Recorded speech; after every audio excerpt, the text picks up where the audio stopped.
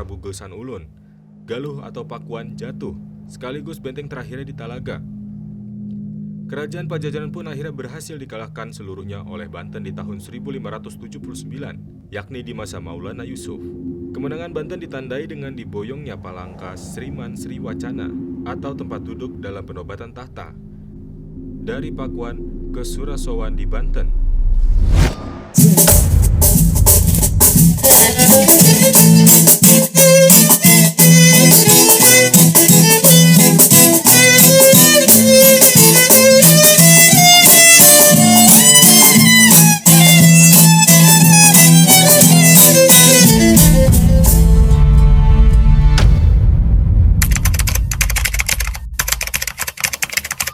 Masuki pertengahan abad 16, pengaruh Islam mulai melunturkan dominasi kerajaan Sunda di Pakuan Pajajaran.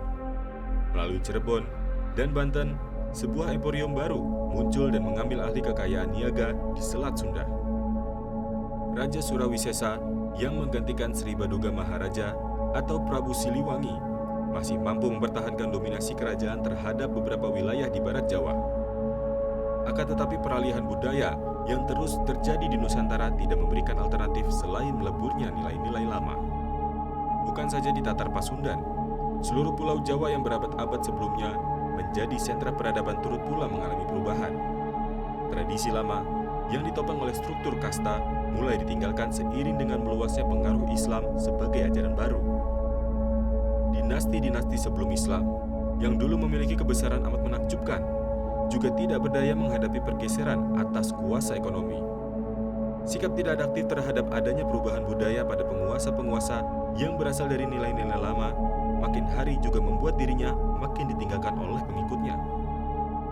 Ratu Sakti berkuasa antara 1543 hingga 1551 Masehi yang naik tahta Pajajaran menggantikan ayahnya. Ratu Dewata ternyata dikenal sebagai raja yang kejam, tidak bermoral, gemar merampas harta rakyat, dan menghukum mati orang dengan sewenang-wenang.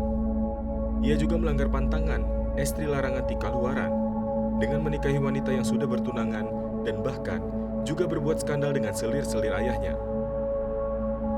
Di tahun 1551, karena kesewenang-wenangannya, Ratu Sakti akhirnya diturunkan dari tahta Pajajaran oleh Nilakendra. Saudaranya beda ibu. Namun saat itu pemerintah dan situasi negara sudah tidak menentu. Frustasi telah melanda berbagai lapisan masyarakat. Cerita Parayangan memberitakan, Wong Huma Darpa Mamangan Tar Igar Yantan Pebelaka.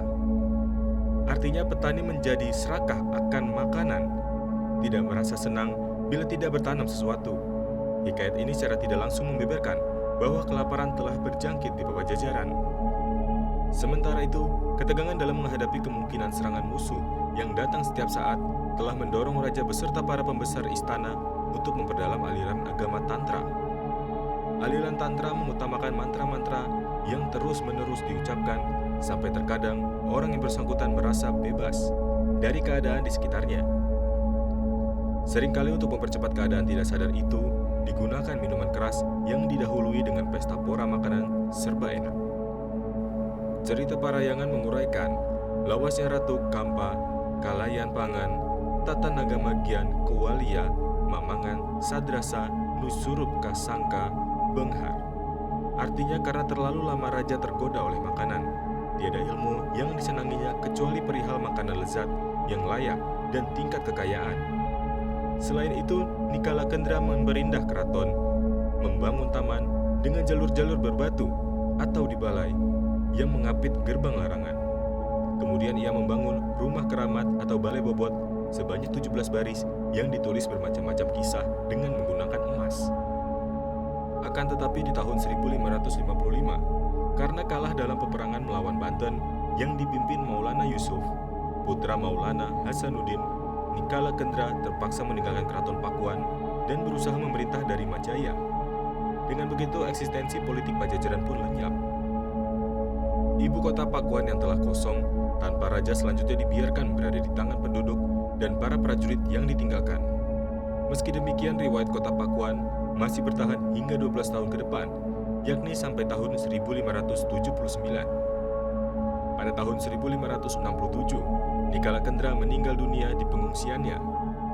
Setelah meninggal Nikala Kendra bergelar Sang Mokteng Majaya atau Muktiing Majaya karena ia dikebumikan di Majaya. Selanjutnya yang menjadi raja berikutnya adalah Ratu Ragamulya atau Surya Kencana, putra Nikala Kendra.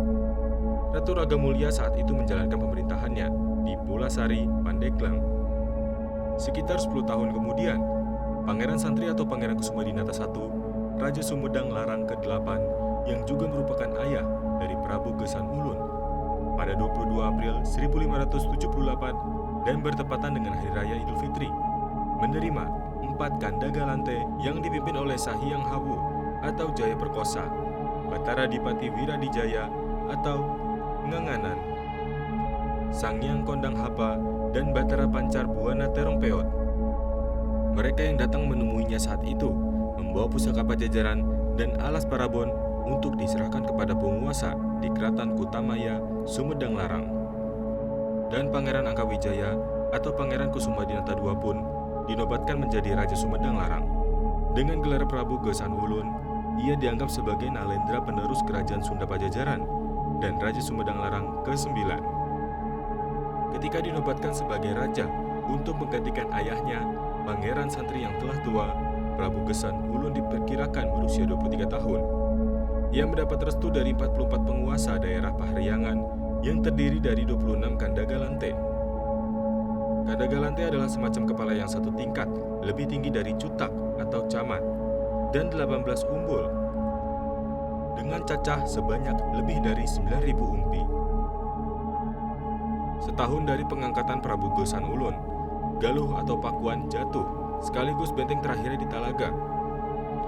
Kerajaan Pajajaran pun akhirnya berhasil dikalahkan seluruhnya oleh Banten di tahun 1579, yakni di masa Maulana Yusuf.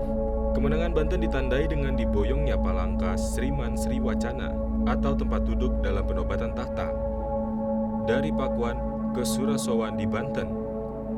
Batu berukuran 200 x 160 x 20 cm itu diboyong ke Banten sebagai cara untuk mengakhiri penobatan raja bagi Pajajaran, atau bisa pula dianggap sebagai pengalihan simbol tahta dari Keraton Pajajaran ke Banten. Dalam naskah sejarah Banten, diberitakan bahwa benteng kota Pakuan baru dapat dibobol setelah terjadi pengkhianatan. Salah seorang kepala pengawal benteng Pakuan merasa sakit hati karena tidak memperoleh kenaikan pangkat. Ia adalah saudara Ki Jongjo, seorang kepercayaan Panembahan Yusuf. Pada tengah malam, Ki Jongjo bersama pasukan khusus menyelinap ke dalam Pakuan setelah pintu benteng terlebih dahulu dibukakan oleh saudaranya itu. Tentu saja kisah ini bisa saja dipertanyakan kebenarannya. Namun setidaknya tergambar betapa tangguhnya benteng Pakuan yang dulu dibuat Sri Baduga. Setelah ditinggalkan oleh Raja Nikala Kendra 12 tahun yang lalu, pasukan Banten bahkan masih harus menggunakan bantuan orang dalam untuk bisa menembusnya. Selain itu, sejarah Banten juga memberitakan keberangkatan pasukan Banten ketika akan melakukan penyerangan ke Pakuan di dalam Pupuh Kinanti, yakni bila diterjemahkan kurang lebih berarti waktu keberangkatan itu terjadi bulan Muharram, tepat pada awal bulan hari Ahad tahun Alif, inilah tahun Sakanya 1501. Walaupun tahun Alif digunakan pada masa Sultan Agung Mataram di tahun 1633 Masehi, namun dengan perhitungan mundur, kejatuhan Pakuan di tahun 1579 itu memang terhitung akan jatuh pada tahun Alif. Dan yang keliru hanyalah pada hari kejatuhan benteng tersebut. Sebab dalam periode itu tanggal 1 Muharram tahun Alif akan terhitung jatuh pada hari Sabtu. Sedangkan menurut Kitab Pustaka Nusantara dan Negara Kertabumi, Pajajaran Sirna ing Eka Daca, Cuklapasa, Wesakamasa Sewu Limang Atus Punjul Siki Ikang Cakakala, atau Pajajaran lenyap pada tanggal 11 bagian terang bulan Wesaka tahun 1501 Saka. Maka jatuhnya ibu kota Pajajaran diperkirakan terjadi pada 8 Mei 1579 Masehi. Di dalam isi naskah Wangsakerta, raja terakhir Pajajaran disebut dengan nama Ragamulya pada tahun 1567 hingga 1579, atau Prabu Surya Kencana yang menggantikan ayahnya Ratu Nila Kendra. Selain itu, Prabu Ragamulya juga disebut sebagai Pucuk Umun atau Panembahan Ulasari. Di situ diceritakan, sebelum menanggalkan tanda-tanda kebesarannya dan mengasingkan diri ke barat, ke ujung kulon, Pucuk Umun masih sempat menyerahkan mahkotanya sebagai pertanda penerus kekuasaan Raja-Raja Sunda Galuh kepada Prabu Gesan Ulun, putra Pangeran Santri, dengan Ratu Pucuk Umun yang berkuasa di Sumedang Larang. Selanjutnya keturunan dari Surya Kencana atau Pucuk Umun Pulasari beserta pengikutnya inilah yang kemudian dianggap oleh orang Baduy Banten sebagai leluhur mereka. Sedangkan perihal kapan Surya Kencana meninggal dunia tidak diketahui secara jelas. Kematiannya hanya diketahui melalui gelar anumertanya, yaitu Ratu Ragamulya seperti tertulis dalam Nagara Kertabumi atau Prabu Nusia Mulya seperti tertulis dalam cerita Pahariangan. Tanpa diketahui ia dipusarakan di mana. Dengan demikian, Sumedang pun bisa dianggap mewarisi wilayah bekas wilayah Pajajaran dengan luas meliputi seluruh Pajajaran pasca 1527, yakni di masa Prabu Surawisesa, dengan batas diliputi Sungai Cipamali atau daerah Brebes sekarang di sebelah timur, Sungai Cisadane di sebelah barat, Samudra Hindia sebelah selatan, dan Laut Jawa sebelah utara. Sedangkan daerah yang tidak termasuk wilayah Sumedang Larang adalah Banten, Jayakarta, dan Cirebon. Dan apabila dilihat dari luas kekuasaannya, wilayah Sumedang Larang hampir sama dengan wilayah Jawa Barat sekarang. Akhir dari kerajaan Sunda yang berpusat di Pakuan Pajajaran, selain akibat dari meluasnya pengaruh Cirebon dan Banten, sesungguhnya juga tidak bisa dilepaskan dari datangnya Portugis.